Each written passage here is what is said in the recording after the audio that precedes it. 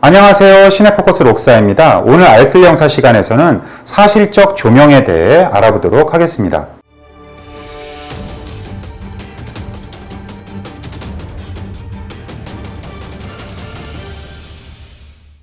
지난 시간에 이어 사실적 조명의 예를 알아보는 두 번째 시간입니다. 한국 영화 중 자연광으로 촬영된 대표적인 영화는 이창동 감독의 초록물고기를 들 수 있습니다. 고 유영길 촬영 감독의 빛을 다루는 탁월한 미학적 성취를 잘 보여주는 영화이기도 하죠.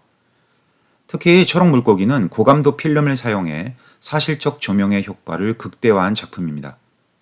고감도 필름이란 빛에 매우 예민하게 반응을 하는 필름을 말합니다. 주로 야간이나 조명 상태가 좋지 않은 곳에서 촬영할 때 일반적으로 사용되죠. 이제 막 군대를 제대한 막동이가 신도시로 변해버린 일산 고향집으로 가는 장면입니다. 인공적인 조명 없이 주변의 가로등만으로 촬영된 영상이죠. 카메라는 왼쪽에서 오른쪽으로 패닝하며 천천히 동네 입구로 걸어오는 막동이를 잡아줍니다. 지하철이 들어와 있고 동네 주변은 이미 아파트가 들어서 있는 등 막동이가 살았던 3년 전에 비해 많은 것이 변했겠죠. 카메라는 이리저리 동네를 훑어보는 막동이의 뒷모습을 지그시 바라봐줍니다. 군 복무라는 시간의 공백을 지닌 주인공 막동이의 시선을 통해 신도시로 변한 고향을 관찰하게 하는 것이죠. 그래서인지 막동이의 동선을 따라 보이는 동네 입구의 디테일이 세월의 흐름을 짐작하게 해줄 정도로 훌륭하게 살아있게 됩니다. 두 번째 장면은 배태곤 사장의 소개로 다음날 면접을 보러 가는 막동이의 잠 못 이루는 신경을 역시 TV 모니터의 불빛과 창문 밖 가로등의 불빛만으로 묘사한 장면입니다. 인위적인 조명을 추가하지 않았기에 화면에 밤신 특유의 푸른빛이 보이지 않습니다. 창밖에서 들리는 바람소리와 떨리는 나뭇잎을 통해 잠 못 이루는 8월의 깊은 밤의 정취를 관객에게 전달해 줍니다. 마지막 장면은 막동이가 태곤에게 칼에 찔리는 장면을 인공적인 조명 없이 고감도 필름만으로 포착한 장면입니다. 막동이는 태곤이 지시한 살인을 저지른 후 심리적으로 매우 불안해합니다. 태곤은 막동이를 안심시키기 위해 버려진 시장 골목으로 불러내죠. 카메라는 좁은 골목으로 들어간 두 인물을 잡아주지만 조명이 없기 때문에 그들의 윤곽만이 보입니다. 태곤은 담배를 꺼내 불을 붙이려 하지만 이내 곧 꺼집니다. 성냥불이 켜지자 화면에 희미하게 둘의 위치가 드러납니다. 태곤은 한 번 더 성냥불에 불을 붙이지만 또 한 번 꺼집니다. 이번에는 막동이가 라이터에 불을 붙여 태곤에게 주려고 하는 그 순간 태곤은 갑자기 막동이를 칼로 찌르죠. 막동이가 손에 쥔 라이터 불빛이 흔들리며 땅에 떨어지고 화면에는 태곤의 담뱃불만 보입니다. 카메라는 태곤이 골목에서 나오는 장면에 이어 비틀대며 나오는 막동이의 일그러진 얼굴을 보여주죠. 결국 막동이는 태곤의 차 앞 유리에 얼굴을 묻고 서서히 죽어갑니다. 인공적인 조명으로는 느끼지 못할 막동이의 배신감과 허무함이 고스란히 관객에게 전달되는 장면입니다. 재미있는 점은 영화에서 사용된 고감도 필름의 감도가 얼마나 좋은지 두 번의 성냥불을 막동이가 입김으로 끄는 장면이 보인다는 것이죠. 일종의 NG입니다.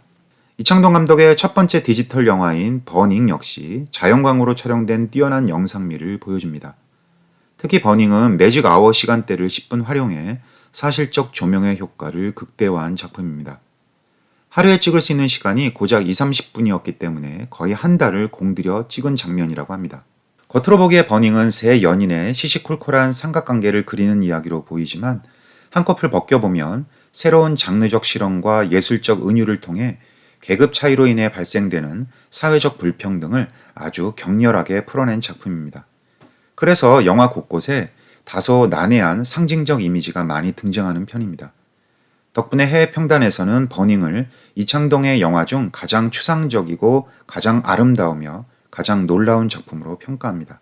실업과 경제적 불평등으로 쇠약해진 불안정한 한국 사회를 함축적으로 그려낸 버닝에서 가장 돋보이는 장면은 역시 뭐니뭐니 해도 해미가 파주의 석양 노을을 배경으로 이른바 그레이트 헝거춤을 추는 씬입니다. 홍경표 촬영 감독은 보랏빛으로 물든 하늘을 배경으로 펼쳐지는 해미의 판타스틱한 몸짓을 자연광과 유려한 롱테이크 움직임으로 포착하죠. 종수와 벤 그리고 해미는 파주에 위치한 종수의 집 마당에서 대마초를 나눠 핍니다.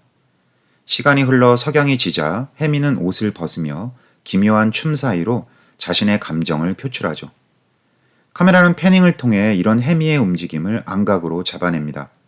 춤 사이가 끝난 후 해미는 프레임으로 퇴장하지만 카메라는 텅 빈 석양 아래 보랏빛과 주황색이 어우러진 파주의 아름다운 산자락을 패닝으로 잡아내며 감정의 여운을 살려줍니다. 때로는 눈물을 글썽거리며 또 때로는 알 수 없는 미소를 지으며 추는 해미의 처연한 몸짓과 집 앞마당에 펄럭이는 태극기의 이미지, 그리고 텅 빈 파주의 지평선, 앞서 등장한 벤의 공간인 화려한 강남의 거리와 대비되는 종수의 파주의 공간은 영화에서 매우 중요한 상징성을 가지게 됩니다.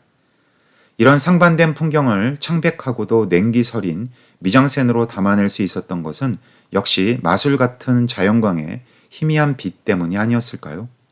정말 뛰어난 연출력이 느껴지는 장면입니다. 다음 시간에는 셔레이드의 다양한 기법들에 대해서 알아보도록 하겠습니다. 감사합니다.